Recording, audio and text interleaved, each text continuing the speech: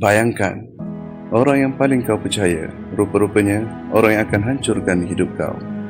Itulah yang berlaku kepada Nabi Yusuf alaihissalam, seorang anak kecil yang dibuang oleh saudara kandungnya sendiri. Yusuf bukanlah anak biasa, wajahnya tampan, akhlaknya lembut dan hatinya sangat dekat dengan Allah. Di suatu malam, Yusuf bermimpi dia melihat 11 bintang, matahari dan bulan. Semuanya sujud kepadanya. Bila dia cerita pada ayahnya, Nabi Yaqub terus faham. Ini bukanlah mimpi biasa, ini tanda masa depan yang besar.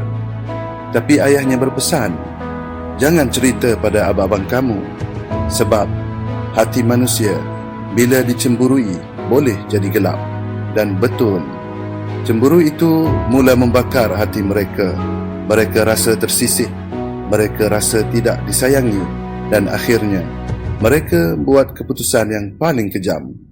Mereka memujuk ayah mereka, biar Yusuf ikut kami. Dan hari itu jadi hari yang mengubah segalanya. Di tengah padang pasir, Yusuf dikhianati. Dia diangkat dan dicampakkan ke dalam perigi yang gelap, sunyi dan dalam. Bayangkan seorang budak kecil dalam kegelapan tanpa sesiapa. Tapi Yusuf tidak berputus asa. Dia tak marah, dia tak salahkan sesiapa. Dia hanya berdoa kerana dia tahu kalau semua orang tinggalkan dia, Allah tetap ada. Beberapa hari kemudian, datang satu kafilah. Mereka terjumpa Yusuf dan membawa dia ke Mesir. Dijual sebagai hamba. Dari anak kesayangan menjadi seorang hamba.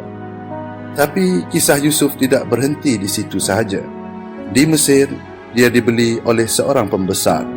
Yusuf dijaga dengan baik, dipercayai, dihormati, seolah-olah hidupnya kembali normal. Tapi sebenarnya ujian baru sedang menunggu. Isteri pembesar itu tertarik dengan Yusuf. Dia cuba menggoda Yusuf.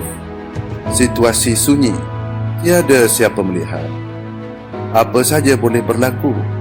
Tetapi Yusuf berkata, aku berlindung kepada Allah. Dalam dunia yang gelap, dia tetap pilih untuk taat. Akibatnya, Yusuf difitnah. Dan akhirnya, dia dimasukkan ke dalam penjara. Dari perigi ke istana, ke penjara. Hidupnya jatuh lagi. Tapi di dalam penjara, Yusuf tetap tenang, tetap sabar, tetap ingat Allah. Malah dia berdakwah, mengajak orang mengenal Tuhan. Di situlah Allah memberi dia kelebihan. Dia boleh mentafsir mimpi, dan semua tafsirannya tepat. Sehinggalah pada suatu hari, Raja Mesir bermimpi, mimpi yang pelik, aneh dan menakutkan. Tapi tiada siapa yang boleh menjelaskan. Akhirnya mereka teringat akan Yusuf. Dia dipanggil keluar dari penjara. Yusuf berdiri di hadapan raja dengan tenang, dengan yakin. Dia mentafsir mimpi itu, iaitu 7 tahun kemakmuran akan mendatang, dan selepas itu 7 tahun kemarau yang dahsyat. Bukan itu sahaja, Yusuf memberi solusi, simpan hasil untuk masa susah.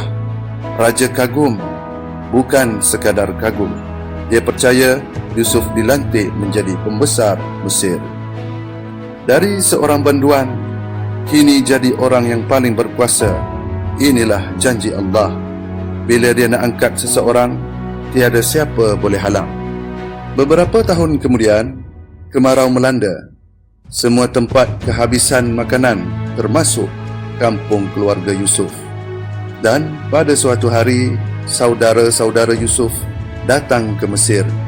Mereka ingin meminta bantuan. Mereka tidak mengenali Yusuf, tapi Yusuf mengenali mereka. Bayangkan, orang yang pernah buang kau sekarang berdiri di hadapan kau meminta tolong. Yusuf ada kuasa. Dia boleh membalas, dia boleh menghukum, tapi dan dia boleh buat apa saja. Tapi apa yang dia buat? Dia berkata, "Tiada celaan ke atas kamu hari ini. Semoga Allah mengampuni kamu." Subhanallah, dia maafkan tanpa dendam, tanpa marah. Akhirnya, seluruh keluarga mereka bersatu semula dan mimpi Yusuf menjadi kenyataan. Kisah ini bukanlah sekadar cerita. Ini peringatan bahawa orang yang menjatuhkan kita bukanlah penamat hidup kita. Bahawa kesakitan hari ini boleh jadi jalan kepada kejayaan esok. Dan yang paling penting, memaafkan lebih kuat daripada membalas. Kalau Yusuf boleh maafkan, kenapa kita tidak?